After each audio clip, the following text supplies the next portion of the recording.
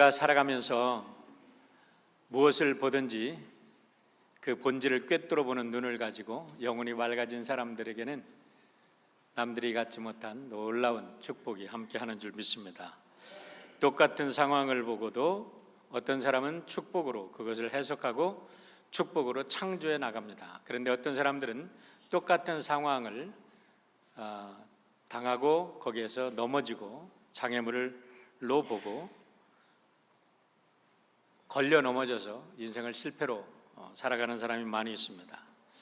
영혼의 눈이 밝아진 사람은 세상의 어떤 장애물도 오히려 축복의 디딤돌로 바꾸는 사람인 줄 믿습니다. 얼마 전에 한국에 있는 성도들에게 설문조사를 해서 어떤 찬송이 제일 좋습니까 하고 설문을 조사한 데이터가 나와 있습니다. 그런데 한국 사람들이 가장 좋아하는 찬송가가 이런 찬송가라고 합니다. 예수 나를 위하여. 144장에 보면 이게 전부 다 우리 새 찬송가인데요. 예수 나를 위하여, 이런 찬송이 있습니다. 288장에는 예수를 나의 구주 삼고, 이런 찬양이 있어요. 380장에는 나의 생명 되신 주. 384장 나의 갈 길 다가도록. 391장 오 놀라운 그 새 주 예수 내 주. 540장 주의 음성을 내가 들으니. 여러분, 굉장히 곡도 다르고 다양하죠? 근데 이 곡들에게 공통점이 있다는 거예요. 뭐냐면 한 사람이 작시를 했다는 겁니다. 이 사람은 파니 크루스비라고, 우리 새 찬송가에도 이분이 작시한 찬송가가 22곡이 들어져 있습니다. 근데 이분은 뉴욕에서 태어나서 태어난 지 6개월 만에 심한 감기가 들렸는데 그 감기로 인해서 눈이 염증이 이제 갖게 되고 그 염증이 심해져서 태어난 지 6개월 만에 완전히 실명을 하는 맹인으로 평생을 살게 되었다고 그래요. 그럼에도 불구하고 그는 95살까지 살면서 8,000곡의 찬송시를 짓고 1,000개의 찬양시를 써서 기네스북에도 오르고 영혼의 찬양시로, 찬양사역자로 잘 알려져 있는 분입니다. 이 세상이 아무리 험하다 할지라도 하나님의 놀라운 임재를 깨닫고 하나님을 볼 줄 아는 영혼의 눈이 열린 사람에게는 복이 되고 이 땅도 천국이 되는 줄 믿습니다. 오늘 이 예배를 통해서 여러분 모두가 영혼의 눈이 열려 여러분의 삶이 천국의 삶으로 변하는 축복이 함께하기를 주의 이름으로 축원합니다. 아마 어린 분들은 잘 모르실 거예요. 근데 제 나이 또래 되는 사람들에게 있어서 홍수환이라는 권투 선수는 정말 너무나도 우리 한국 사람들에게는 유명한 선수로 남아 있습니다.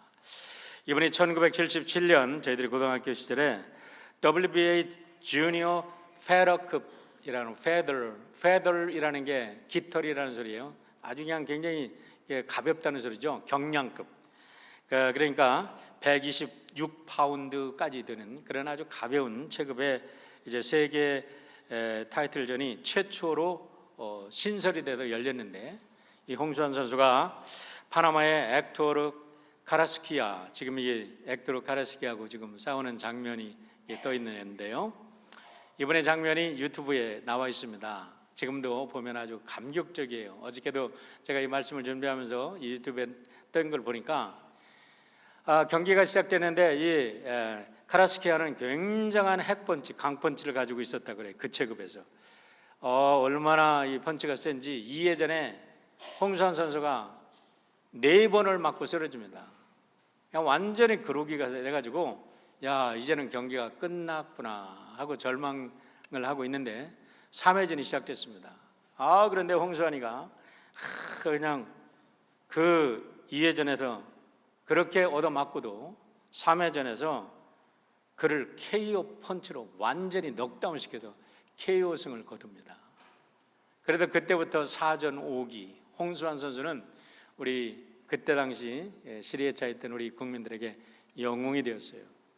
그 후부터 7전8기라는 말이 많이 생겼는데요, 이 7전8기라는 말을 많은 사람들은 무슨 중국의 고사성어인가라고 생각을 합니다. 그런데 중국의 고사성어가 아니라 바로 하나님의 말씀이라는 것입니다.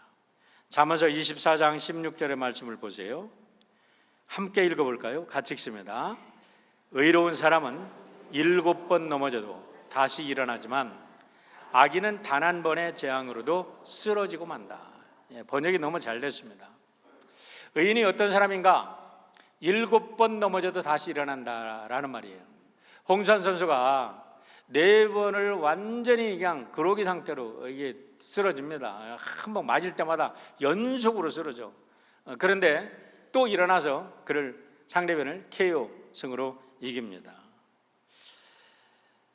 그러면서 4전 5기인데 그가 7전 8기라는 이 새로운 말을 만들어냈는데, 어떻게 그렇게 할 수 있었느냐 그랬더니 내가 한 게 아닙니다. 하나님이 도우셔서 그랬습니다. 어떻게 하나님께서 세계 강펀치 선수들이 굉장히 많은데 그 강펀치를 나에게 안 맞게 하셨는지 모르겠습니다. 그러나 내 펀치가 그를 쳐서 그를 쓰러뜨리게 했는지 나도 모릅니다. 하나님이 하셨습니다. 그러면서 홍수환 선수는 복음 전도자가 되어서 지금은 장로님으로 교회를 잘 섬기고 계십니다. 2년 전에 이 카라스키아를 한국에 초청해서 이 40년 전에 이 경기를 갖다가 셀러브레이션하고 고백한 말이, 나는 카라스키아 때문에 40년을 먹고 살았습니다. 40년을 먹고 살았습니다. 그러니까 카라스키아라는 친구가 작년일 거예요. 그러니까 1년 후에 내가 파나마로 초청을 하겠다. 이 41주년에는 이 경기에 41주년 그때 패했던 그 선수가 초청을 해서 아주 친한 친구가 되어서 그를 초청해서 한번 셀러브레이션 하겠다라는 그런 방송을 제가 본 적이 있습니다. 그렇습니다. 여기서 여러분, 의인이라는 정의가 나옵니다. 의인이 누가 의인입니까? 우리는 예수 그리스도를 믿고 믿음으로 의인 된다고 다 믿습니다. 그런데 여기서 또 하나의 의인의 정의가 나오는데, 그것은 뭐냐면 쓰러져도 다시 일어나는 사람입니다. 여러분, 우리는 연약하기 때문에 쓰러집니다. 넘어집니다. 실패합니다. 때로는 패배해서 이제는 끝이라고 낭망할 때도 있습니다. 그러나 의인된 사람은 거기서 영원히 꼬꾸라지는 게 아니라 다시 일어선다는 거예요. 다시 일어서면 의인이 되는 줄 믿으시길 바랍니다. 다시 일어서면 하나님께서 여러분의 손을 잡아주시고 결국은 승리하게 하실 줄 믿습니다. 한 번 쓰러졌다고 영원히 일어나지 못하는 사람은 악인이 된다고 말합니다. 악인은 단 한 번의 재앙으로 쓰러지고 만다. 한 번 재앙 맞았다고 꼬꾸라져도 일어나지 못하면 그 사람은 어떤 사람이에요? 악인이라는 거예요. 악인의 정의가 뭡니까? 하나님을 떠나서 내가 주인인 줄 알고 살아가는 사람이 악인이에요. 그러나 하나님이 내 인생의 주인인데 내가 여기서 포기할 수 없어. 내가 포기하지 않는 한 우리 하나님 절대 포기하지 않아. 나를 포기하지 않으셔. 내 아버지 나를 붙들고 계셔 하고 다시 일어서면 우리 하나님께서 여러분을 통해서 하나님의 영광을 드러나게 하여 주시는 줄 믿습니다. 그렇게 하기 위해서는 우리의 삶 속에서 살아계신 하나님을 바라보는 영혼의 눈이 열려야 된다는 겁니다. 우리의 삶을 통해서, 모든 삶의 환경을 통해서 하나님이 역사하시는 하나님의 손길을 볼 줄 아는 영혼의 눈이 열려야 된다는 사실이에요. 오늘 본문은 바로 이와 같은 놀라운 진리를 우리들에게 보여주고 있습니다. 그동안 우리는 요한복음 7장과 8장을 통해서 초막절을 중심으로 해서 예수님께서 행하신 표적과 가르침을 통해서 크게 3가지 교훈을 얻었습니다. 첫 번째 뭐냐면 예수님께서는 하나님의 보내심을 받고 이 땅에 오셨다는 거예요. 우리를 위해서. 두 번째는 예수님은 생수의 근원으로 그 예수 그리스도를 믿으면 뱃속에서 영생의 생명수 강물이 솟구쳐 나온다는 겁니다. 아무리 힘들고 어려워도 여러분, 내 것, 나는 것이라 그러잖아요. 창자 속에서, 우리의 삶의 본질 속에서 뭔가 끌어오르는 게 있어. 나는 반드시 승리하고 말 거다. 나는 승리한다. 나는 쓰러지지 않아. 나는 하나님의 자녀다 하는 그런 믿음을 가지고 살아갈 때 우리의 삶 속에 영생의 강물이 솟아나게 되는 줄 믿습니다. 세 번째는 예수님은 세상에 빛이고 진리시다라는 거죠. 우리가 빛이신 진리 안에서 우리가 살아갈 때 완전한 자유를 준다고, 완전한 자유인으로 살아가게 된다는 말씀을 우리가 들었어요. 그런데 오늘 이제 9장으로 넘어가면서 새로운 장이 열리고 있습니다. 이 말씀을 9장 1절에서 이렇게 표현하고 있는 거예요. 예수께서 길을 가실 때에 새로운 길을 가십니다. 우리 예수님께서는 언제든지 길을 가시면서 하나님의 역사를 이 땅에 드러내신 분입니다. 여러분, 우리는 모든 사람들이 길 가는 우리 길동무들이에요. 아름다운 길동무들이 되시길 바랍니다. 우리는 길 가는 나그네입니다. 그러나 정처 없이 가는 나그네가 아니라 우리는 천국을 향해서 가는 순례자인 줄 믿습니다. 길을 가다가 무엇을 보았어요? 그랬을 때 하나님의 영광을 드러내는 놀라운 사건을 일으키고 계시는 거죠. 그 다음 구절은 뭐라고 표현하고 있냐면 날 때부터 맹인된 사람을 보신지라 그렇게 말합니다. 날 때부터 맹인된 사람. 여러분, 이 얘기는 우리 예수님께서 빛으로 세상에 오셨는데 빛이신 예수님께서 우리 인생들을 위해서 무슨 일을 해주고 계시는가를 분명하게 보여주고 계십니다. 오늘의 이야기는 제자들의 질문으로부터 시작이 됩니다. 자, 함께 길을 가시다가 우리 예수님도 보셨고 제자들도 보았을 것입니다. 길가에 앉은 맹인 구걸하는 사람을, 불쌍한 사람입니다. 그런데 요한은 제자들의 입술을 통해서 이 사건을 끌어나갑니다. 선생님, 이 사람이 소경으로 난 것이 네 죄로 인한 것입니까? 자기의 죄입니까? 아니면 부모의 죄입니까? 라고 질문을 합니다. 여러분, 우리가 사람들이 질문하는 속에 그 사람들의 인격과 그 사람들의 가치관과 그 사람들의 세계관이 숨겨져 있음을 우리는 잘 보아야 합니다. 어떠한 사건을 보더라도 똑같은 것을 보고도 아까도 말씀드렸지만은 질문에 따라서 그 사람의 삶의 기준과 삶의 가치관을 우리가 다 알 수가 있는 거예요. 이 소경을 보니까 분명히 죄인임에 분명한데 이 죄가 자기 죄 때문입니까? 부모 죄 때문입니까? 라고 묻습니다. 이들의 질문 속에는 놀랍게도 이스라엘 유대 사회 속에서 오랜 동안 전통으로 흘러나오는 인간의 고통을 하나님 앞에서 죄진 것과 연결시키는 이스라엘의 가치관이 들어져 있습니다. 거기에 깊게 배어 있는 것을 보게 되는 겁니다. 그런데요, 우리 예수님께서 3절에서 이렇게 대답하십니다. 너무나 놀라운 선언을 하고 계신데 심플한 대답 같지만 예수님은 이 대답을 통해서 이스라엘의 고정관념과 이스라엘의 종교적 교리를 완전히 깨부수고 새로운 세계를 열어주는 그런 대답을 하고 계십니다. 3절의 말씀을 보겠습니다. 예수께서 대답하시되 이 사람이나 부모의 죄로 인한 것이 아니라 그에게서 하나님이 하시는 일을 나타내고자 하심이니라. 누구의 죄도 아니라는 거예요. 그 사람이 오늘 그렇게 저주스러운 삶처럼 보이지만 그의 인생은 누구의 죄도 아니라 하나님의 영광을 위한 고난이었다고 선언하고 계십니다.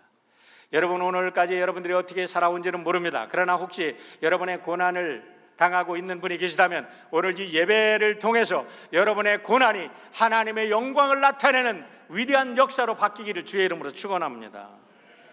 자매 김충근 장로님이라는 분이 계시죠.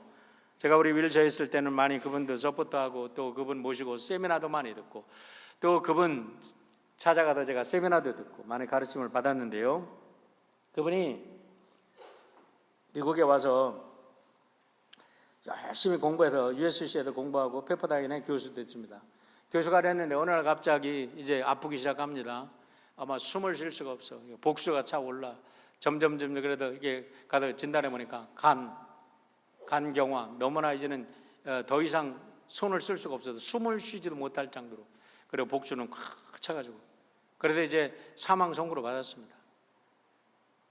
여러분 몇 번 들은 분도 계실 거예요. 그래도 이분이 이제는 이왕 죽을 거 내 하나님께 가서 따지고나 죽자. 빅배에 올라가서 금식 기도를 하면서 며칠 동안 철야기도 금식 기도를 하는 속에 하나님께 원망도 해보고 하나님을 욕도 해보고 막 별짓을 다 하다가 어느 날 저녁에 기도를 하는데 자기 죄가 깨달아지기 시작하더래요.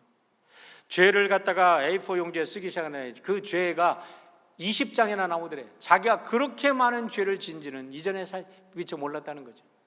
그러고 그거 눈물과 콧물을 내면서 통곡하면서 하나님께 죄를 회개했는데, 놀랍게도 그 죄를 회개한 그 밤에부터 복수가 사라지기 시작하면서 이 숨이 저절로 이제 쉽게 쉬어지게 하면서 치유를 받고 내려와서 그가 다시 교수를 하고 알래스카에 가서는 알래스카 대학의 교수가 되고 알래스카 주 정부의 또 경제 고문관이 돼가지고 알래스카의 경제를 굉장히 높이는 일에 크게 공헌한 사람이에요. 그러고 나서 또 이분이 간암으로, 또 간암이 번져가지고 골수암으로 지금도 암과 투쟁을 해요. 수십 년 동안은 암과 투쟁하면서 그분이 하는 말이 있어요. 암한테, 너는 주소를 잘못 찾았어. 너는 집주인을 잘못 찾았어. 그러면서 암한테 선언하면서 지금도 암과 투쟁하면서도 그냥 자마를 만들어가지고 Jesus Movement, 자 아메리카 지저스 뭐야 어웨이크닝 뭐 그렇게 되는데, 젊은이들을 깨우기 위해서 미국의 전 대학을 돌아다니면서 전역을 돌아다니면서 젊은이들에게 선교하고, 지금은 텍사스에다가 대학을 설립을 해가지고 지금 왕성하게 젊은이들을 가르치고 계십니다. Why me? Why me라고 하면서 절망하면서 포기했다면 그는 벌써 이상 사람이 아닐 거예요. 그러나 그 문제를 가지고 하나님과 씨름하다가 야곱처럼 그의 환도뼈가 어긋나는 그와 같은 결정적인 순간에 하나님을 만나고 하나님께 자기의 모든 것을 드리니까 이제는 자기의 고난이 하나님의 영광으로 바뀌는 그런 놀라운 삶을 증거하고 계신 분을 우리는 지금도 만날 수 있는 거지요. 자, 예수님께서 그렇게 선언하시고 이의 고난이 그 사람의 죄됨이 아니고 부모의 죄됨도 아니라 하나님의 영광을 위한 것이다 라고 하면서 예수님께서 보란듯이 그 사실을 증명해 주십니다. 가셔가지고 침을 뱉어서 흙을 이긴 다음에 그의 눈을 붙여주시고 그의 눈에다 붙여주시고 실로암에 가서 씻어라, 그래 말씀을 하니까 그가 씻었더니 그의 눈이 밝아졌더라. 이것이 오늘의 내용이고 그 다음의 내용은 다음 주에 연이어서 말씀을 드리겠습니다. 오늘 말씀 속에서 저는 세 가지 교훈을 찾아보고자 합니다. 첫째, 우리가 정말 예수를 믿는 사람이라면 예수 안에서 사람을 사람으로 보는 눈이 열리기를 축원합니다. 참 이상한 말입니다. 그럼 사람을 사람으로 보지 뭐 사람을 똥개로 봅니까? 이렇게 항변하는 사람이 있을 수 있습니다. 그러나 보십시오, 현실을 내놓고 정직하게 바라보십시오. 여러분, 사람을 사람으로 보았습니까? 아니면 이용물로 보았습니까? 사람을 진정한 한 존엄성을 가진 인간으로 하나님의 아들, 딸로 우리가 대하고 만납니까? 아니면 이 사람이 나의 이용물이 될 수 있을까 아닐까? 나에게 이득이 될까 아닐까? 이렇게 바라보고 있습니까? 대부분의 사람들은요, 사람을 사람으로 보지 않고 I am it, I am 그것, 마틴 부버가 얘기한 것처럼 나와 너의 인격적 관계, 하나님의 사랑의 관계로 보는 게 아니라 나의 대상물로, 나의 이용물로, 내가 짓밟고 일어서서 나를 높이는 그런 존재로밖에 보지 않는다는 사실을 우리가 알아야 합니다. 오늘 본문을 한번 분석해 보겠습니다. 제자들의 눈에 비친 소경은 누구입니까? 죄인입니다. 제자들이 뭐라고 그랬죠? 선생님, 이 사람의 맹인된 것이 이 사람의 죄 때문입니까? 이 사람의 부모의 죄입니까? 라고 이 사람을 인간으로 보는 게 아니라 죄인으로 바라보고 있다는 것을 우리는 알게 됩니다. 유대인의 눈에 비친 소경은 어떻습니까? 여러분, 다음 주에 말씀 연속해도 보겠지만 그 다음 뒤에 나오는 성경을 읽어보면요, 유대인들은 이 사람이 눈이 뜨였습니다. 아까도 말씀드렸지만 날 때부터 소경된 사람이에요. 몇 살인지는 모르겠어요. 그런데 나중에 보면 그게 한 40살이라 그래요. 예? 야, 40년 동안을 완전히 맹인으로 살았던 사람입니다. 그런데요, 그거를 기뻐하고 축하하고 하나님께 영광 돌리는 게 아니라 요 맹인을 믿기로 해서 예수를 잡아 죽이려고만 해. 얼마나 이기적이고 얼마나 무관심한, 다른 사람들의 삶에 무관심한 냉혈한 인들입니까? 우리는 어떻습니까? 오늘 우리는 어떻게 사람을 보고 있느냐, 이 말이에요. 우리가 자식을 키웁니다. 하나님의 자녀로 정말 나에게 맡겨준 하나님의 귀한 생명으로 우리가 전심을 다해서 키웁니까? 아니면 이놈은 잘 키워서 내가 나중에 노년 때 평안하게 살려고 하는 보험 드는 그런 심정으로 자식을 키웁니까? 여러분, 우리가 잘 생각해야 돼요. 세 번째, 일반 사람들의 눈에 비친 이 맹인은 어땠을까요? 더럽고 냄새나고 부담스러운 존재, 나에게 가까이 오면 한 푼 안 줄 수 없이 줘야 되는 것, 더군다나 성전 미문에 앉아 있다고 하면 성전에 올라갈 때마다 예배 드리러 오는데 아이고 안 줄 수 없지, 부담스러운 그런 존재가 아닙니까? 부모와 가족들의 입장에서 이 사람은 어떤가요? 태어날 때부터 소경으로 태어난 애물단지입니다. 누군가가 옆에서 거들어주지 않으면 자기 스스로 자기의 삶을 케어하지 못합니다. 이제 어지간히 성장했으니까, 우리가 고생할 만큼 했으니까 너 나가서 네 밥벌이 해라, 내쫓은 거 아니겠어요? 그러니까 길거리에서 지금 벌어먹고 살아갑니다. 그런데 그 사람이 눈이 떠였어요. 그러니까 이 유대인들이, 못된 유대인들이, 제사장들이 그 사람을 통해서 예수를 잡으려고, 자, 이게 네 아들이냐? 하고 와서 데리고 와서 막 따지는 거예요. 잘못 얘기했다면 출교시킬까 봐 두려워서, 출교당할까 봐 두려워서, 자기 아들이라고 말하지 못하고, 어떻게 떴는지 말하지 못하고, 그가 장성했으니 그에게 물어보라, 이렇게 대답을 해. 눈을 떴어도 애물단지야. 이렇게 저렇게 애물단지일 뿐이라는 거죠. 유대의 종교라는 그 종교에 비친 인간은 어떨까요? 부정한 인간입니다. 가까이에서는 안 되는 인간입니다. 예배를 드릴 수 없도록 격리시켜야 할 인간입니다. 이스라엘과 로마라는 국가의 관점에서 보면 이 사람은 어떤 사람이었을까요? 태어나지 말았어야 될 거추장한 존재가 아니겠습니까? 세금을 내지는 못하고 세금만 파먹는 거추장스러운 존재, 이렇게 생각하는 거 아니겠어요? 그런데요, 여기에 놀라운 예수님의 모습을 보시길 바랍니다. 놀라운 것은 예수님의 관점이라는 거예요. 3절의 말씀을 보시길 바랍니다. 예수께서 대답하시되 이 사람이 나 그 부모가 죄를 범한 게 아니라 그에게서 하나님이 하시는 일을 나타내고자 하심이니라. 할렐루야.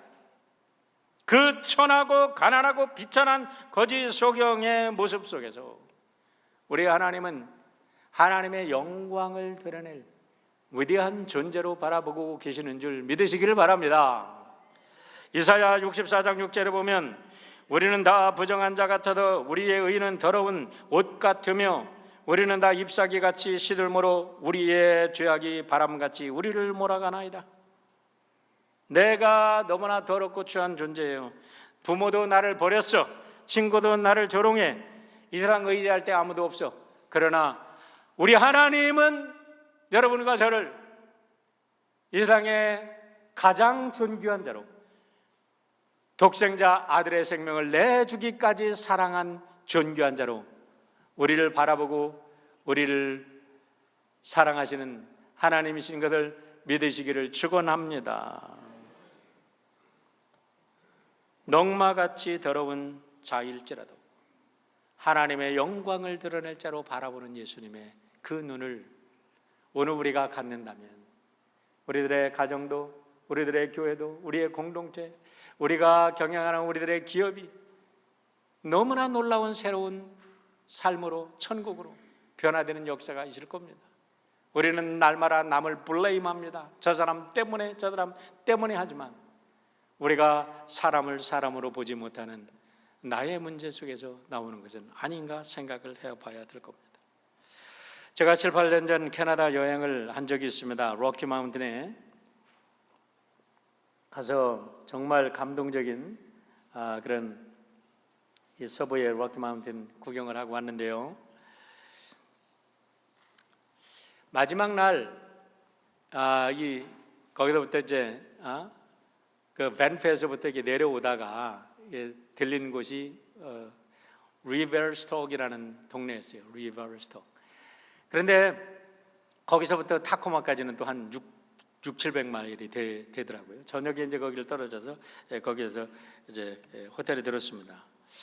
중국인이 운영하는 조그만 모텔인지 인인지 뭐 럭셔리한 호텔은 아닙니다. 그러나 참 깨끗하고 그 앞에 강물이 흐르고 아주 평화로운 동네라 얼마나 마음을 평안하게 해준지 몰라요.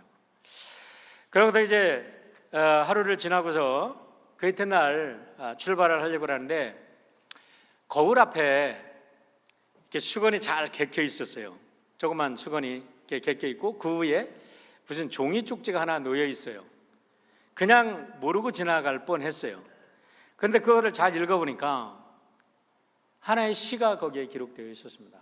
I am filthy rag. 나는 걸레입니다 라는 거예요. 나는 걸레입니다. 그래도 그걸 갖다 읽어봤더니요, 지금은 이제 메모리를 못합니다. 그러나 하도 감동적으로 제가 그걸 읽어도 그거를 잘 둔다고 갖고 왔는데 잘 둔 게 어디다 사라졌어. 그래서 지금도 못 찾는데 내용이 이런 거였어요. 나는 걸레입니다. 나로 하여금 당신의 여행에 지친 더러운 발을 씻게 해 주십시오. 나는 걸레입니다. 여행에 더러워진 당신의 차창을 닦게 해 주십시오. 나는 걸레입니다 하면서 쭉 한참이 가요. 그리고 마지막에는 나를 다 사용하신 후에는 샤워룸 바닥에 던져 주시면 됩니다. 이렇게 놓였던 시였는데 아유, 그런 시가 있나. 아무리 구글을 뒤져봐도 안 나와. 그래서 아쉬웠어요. 그런데 제가 왜 그렇게 그 시를 찾고 싶었냐면 그때부터 걸레가 그렇게 중요하더라 이 말이에요. 걸레가 없었다면 우리들의 삶 속에 어떻게 됐을까?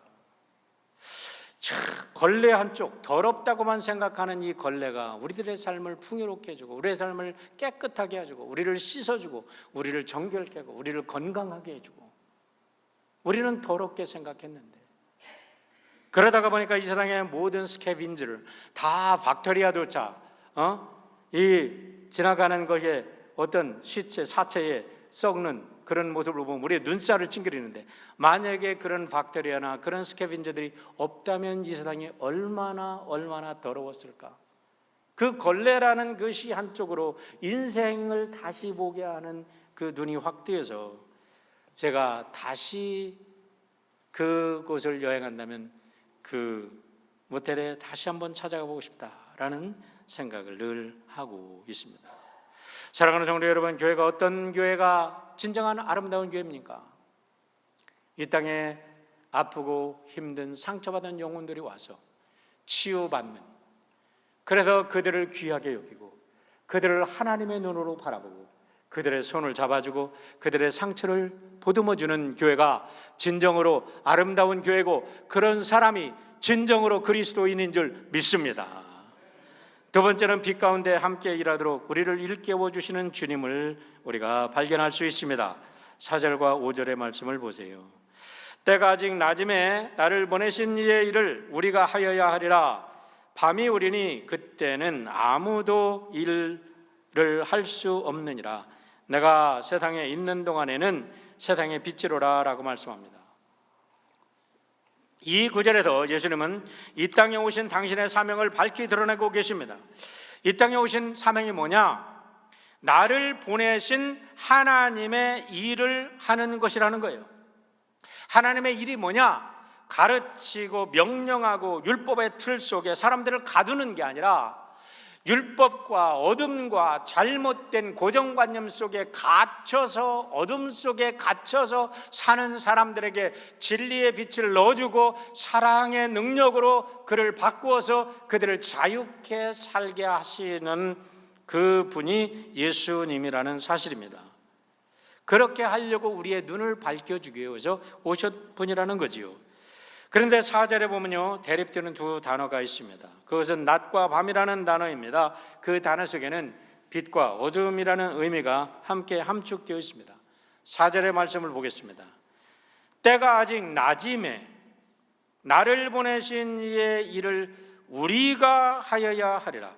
밤이 오리니 그때는 아무도 일할 수 없느니라. 그렇습니다. 밤이 되면 일할 수 없습니다. 전기불이 있는데 무슨 왜 일을 못해? 이런 소리 하지 말고, 그런 의미가 아니잖아요. 밤이 오면, 우리의 눈이 어두워지면, 우리의 영혼이 어두워지면 아무 일도 하지 못하는 그때가 온다는 거죠. 그런데 여기서 빛이 있을 때에 일하라. 빛이 누구입니까? 예수님이 우리와 함께 해주실 때, 빛 대신 진리신 예수님께서 우리와 함께 동거해 주실 때, 우리와 동행해 주실 때 함께 일하는 거예요. 그런데 여기서 놀라운 말씀이 있음을 우리가 하나 더 파악해야 됩니다. 잘 보세요. 4절. 때가 아직 낮음에 나를 보내신 이의 일을 내가 하여야 하리라 라고 말을 하지 않고, 예수님께서 때가 아직 낮음에 나를 보내신 일을 우리가 하여야 하리라, 우리가 함께 하여야 하리라 하면서 우리를 초청해 주고 계신다는 사실이에요. We must do, 난 I must do가 아니에요. 내가 하는 게 아니라 우리가 함께 하자는 거예요. 여러분, 스포츠를 보세요. 테니스 혼자 할 수도 있고, 탁구도 혼자 할 수도 있죠. 복식도 있죠. 그런데 대부분의 테니스의 이 스포츠들은 팀워크이잖아요.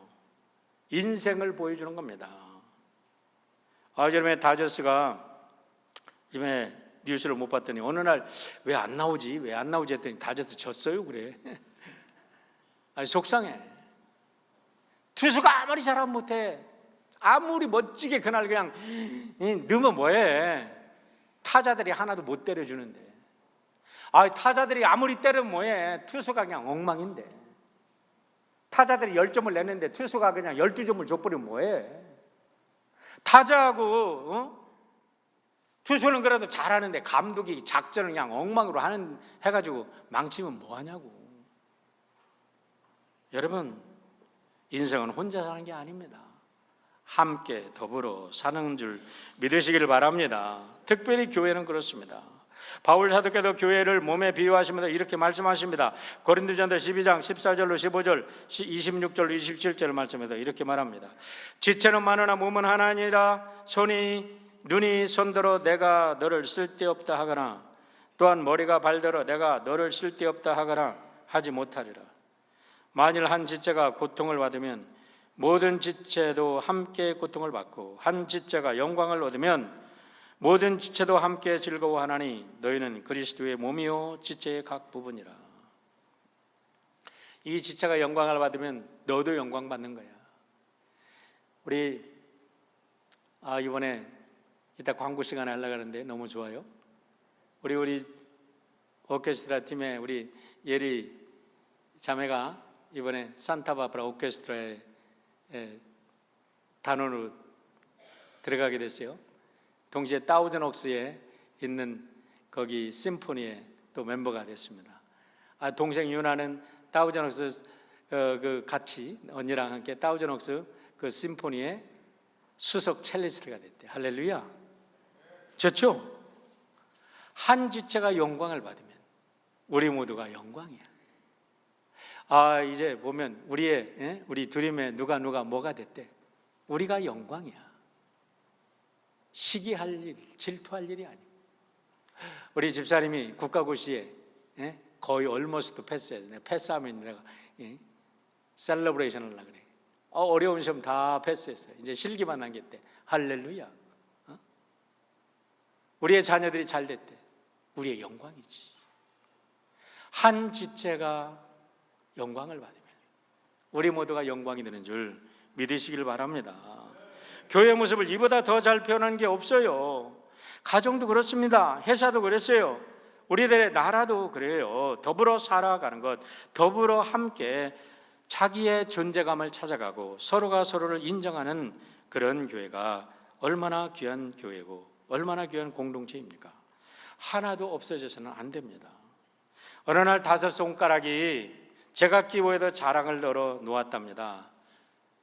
엄지가 내가 최고야 하고 자랑을 하니까 검지가 노노노, 내가 포인트 하는 것에 따라서 세상이 달라져. 그러니까 중지가 야 크기를 대봐라, 내가 제일 크지. 그러니까 약지가 야 무슨 언약을 할 때 봐, 전부 다 내 손가락 사용하잖아. 내가 최고야. 그러니까 새끼손가락에 할 말이 없더래. 니들 나 없으면 병신이야. 그러더래. 여러분, 다 필요한 거예요. 다 귀한 거예요. 누가 정말로 교회를 사랑하는 사람입니까? 교회를 주님의 몸으로 보며 다른 성도를 귀하게 여기는 것입니다. 나보다 약한 성도를 케어해 주는 겁니다. 나보다 힘들어하는 성도를 붙잡아주고 그들을 어려울 때에 기도해주고 그들과 함께 손잡고 눈물 흘려주는 그런 아름다운 공동체. 여러분, 얼마나 귀한 것입니까? 바리새인과 서기관 예수님이 왜 그렇게 그들을 비판하고 그들을 회칠한 무덤 독사의 새끼들이라고 했습니까? 자기 의로움에 차서 남을 인정하지 않기 때문에 그랬어요. 우리가 살아가면서 자기 의 때문에 남을 인정하지 못하는 사람들이 얼마나 많습니까? 자기 열등감 때문에 그러지 못하는 것도 있지만 결국은 열등감이나 교만이나 똑같은 거지요. 어느 날 마피아 갱이 자신을 추적하는 FBI를 피해가지고 도망가다가 대서양을 향해 떠나는 유람선을 탔답니다. 그래도 유람선이 쫙 대서양을 가다가 그런데 이게 웬일이야? 폭풍을 만나가지고 다 이게 엎어져도 딱 3사람만 남았더래요. 어떤 사람이 남았냐면 미국의 큰 대부호가 남았고 또 한 사람은 프랑스의 바람둥이가 남았어. 그리고 이제 FBI 갱이 남았는데 아이들이 이제 무인도에 떨어져 가지고 배가 고파도 먹을 게 없나 하고 찾다가 이 미국의 대부호가 보니까 이 지니가 들어있는 마술 램프를 구했어. 그래도 마술 램프를 싹 문지르니까 펑 하고 지니가 나와서 주인님 뭐 해드릴까요? 그러더래. 그러니까 이 사람이 너무 좋아가지고 야 나는 내 애척과 함께 저기 락키 마운틴에 내 별장에 가게 해줘. 그러니까 숑 하고 사라졌대. 그러니까 지금 대부호가 사라졌어요. 그 다음에 이제 프랑스의 그 사람이 주인님 뭐 해드릴까요? 그러니까 야 나는 저 스위스 알프스산에 내 애인하고 함께 가게 있게 해줘. 그러니까 숑 하고 그 사람이 사라졌어. 이게 FBI에 쫓기더니 갱이 자기는 어디를 갈 데가 없어. 가봤자 또 잡힐 것 같아.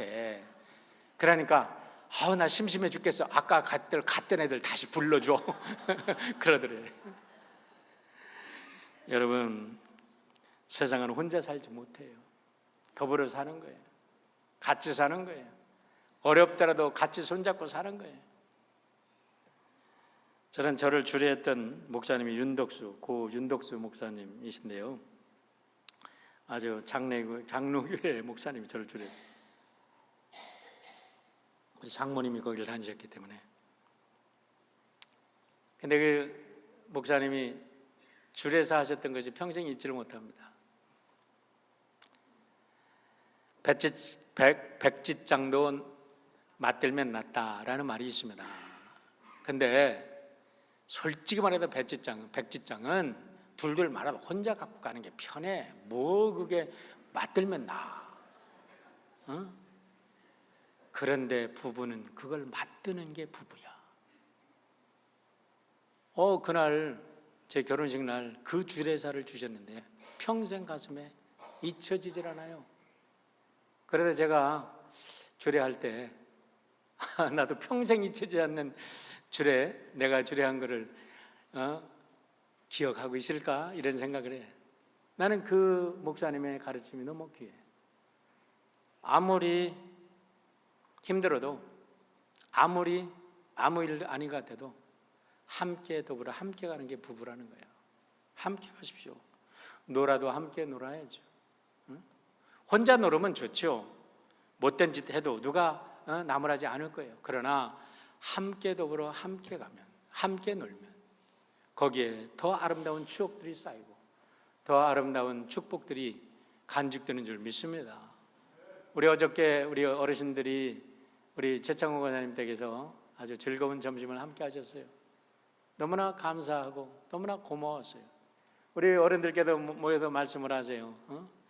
이제 동창도 떠나고 은퇴를 해도 직장 동료들 떠나고 하나둘씩 다 떠나고 형제도 떠나요. 그런데 이제 남아있는 것은 우리 친구들, 역시 교회 친구들밖에는 남는 게 없어요. 너무 좋아요. 그러시는데 맞습니다. 옳습니다. 친구로 같이 더불어 사시길 바랍니다.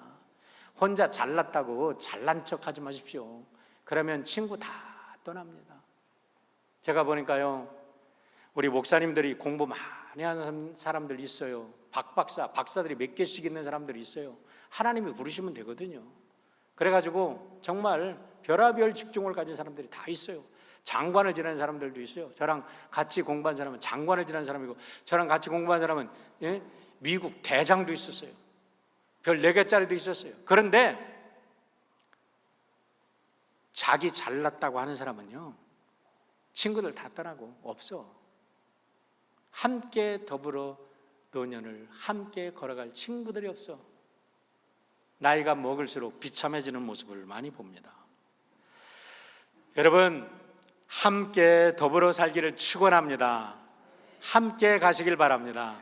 젊은 날에 똑똑하다고 하지만 인생은 일장의 춘몽입니다. 더불어서 함께 살아가야 됩니다. 셋째는 교회의 사명을 깨우쳐 주시는 주님을 보게 됩니다. 6절과 7절입니다.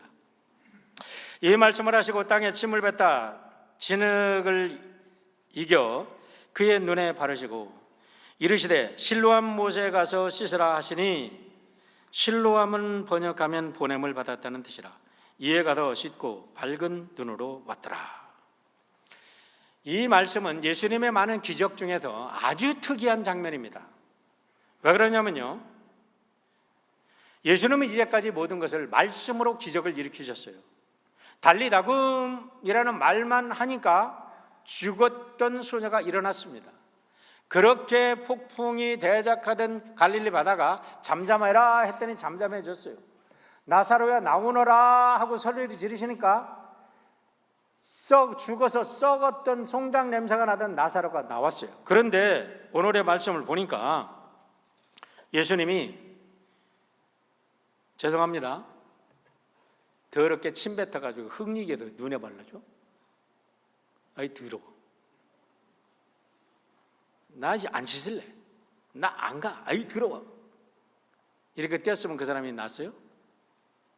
못 났어요.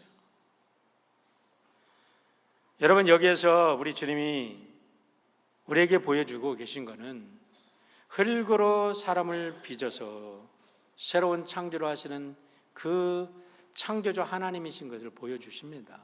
왜 흙을 붙여주셨겠어요? 너는 흙이야. 흙과 같은 인생. 이제 이 흙을 붙이고 가서 실로암으로 가라. 그런데 실로암을 보냄을 받았다는 뜻이잖아요. 내가 가라 할 때 내 마음속에 일어나는 의심을 버리고 가라. 세상 사람의 조롱을 버리고 가라. 순종하면 역사는 일어난다. 이제까지 너는 아무것도 하지 못했지 않느냐? I am nothing이라고, 나는 나를 위해서 아무것도 못하는 존재라고 평생을 그렇게 살아왔는데 너는 할 수 있어. 너는 갈 수 있어. 너는 일어날 수 있어. 내가 가서 내 인생 책임질 수 있어. 주님은 그를 일으켜 세워주시고 그에게 가게 하시고 그 스스로 자기의 몸을 씻고 자기의 죄악을 씻어내고 새로운 존재로 태어나게 하신 줄 믿습니다. 이것이 우리 주님의 역사입니다. 내가 한 일은 이제 너에게 창조주 하나님인 것을 내가 드러냈으니 내가 나를 믿고 가서 순종한다면 내 인생은 새로운 인생이 될 것이다 라고 주님이 말씀하십니다. 다시 한번 우리가 기억해야 될 게 있습니다. 주님은 우리를 초청하십니다. 하나님이 나를 보내셨는데 우리가 함께 일하자, 우리가 함께 하자, 더불어 가자 하고 우리를 초청하시는 하나님의 음성을 듣고 하나님의 손잡고 주님의 손잡고 새로운 인생, 멋진 인생, 축복된 인생 사시는 여러분 되시기를 축원합니다.